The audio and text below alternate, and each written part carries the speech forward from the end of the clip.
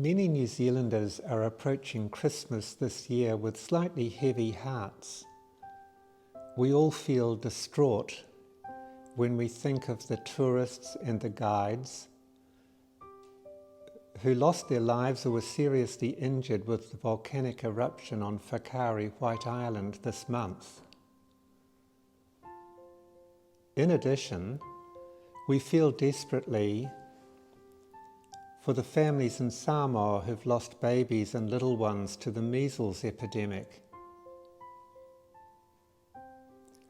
I think we're all also trying to come to terms still with the horrific mosque attacks in Christchurch in March of this year. We're all thinking, is this what we've come to? And quite apart from these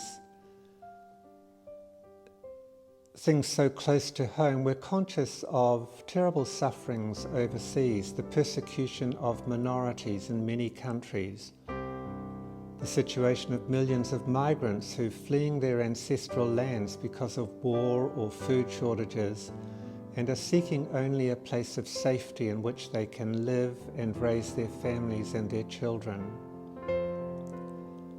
Yet when we think about how troubled our world seems to be, in some ways it was very much the same at the time of that first Christmas when Jesus was born.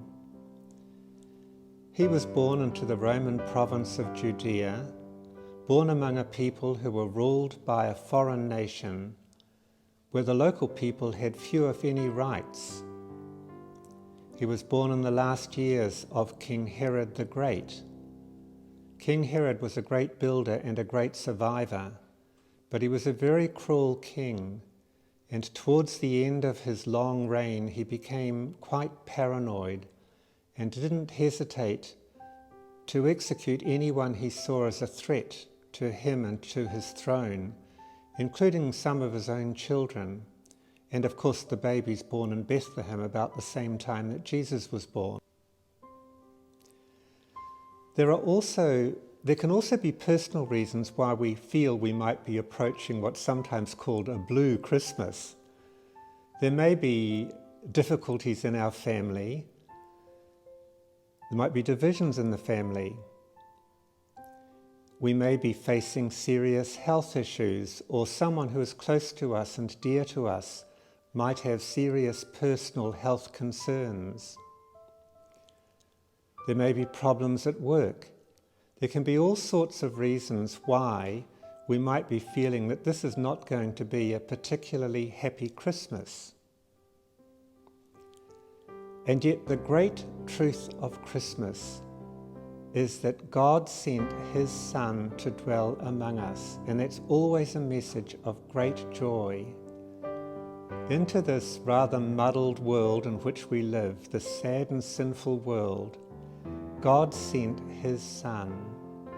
He couldn't send anyone closer to His heart. He sent His only Son to live among us. And that's the good news of Christmas, and it's always good news. No matter what the struggles we're facing, here or abroad or in our own families, the message of Christmas is one of great joy. The Maker of the stars and sea become a child on earth for me. So despite all the ups and downs of this past year and whatever concerns we might have as we move towards Christmas this year, I wish you a very happy Christmas and every blessing to you and to your family.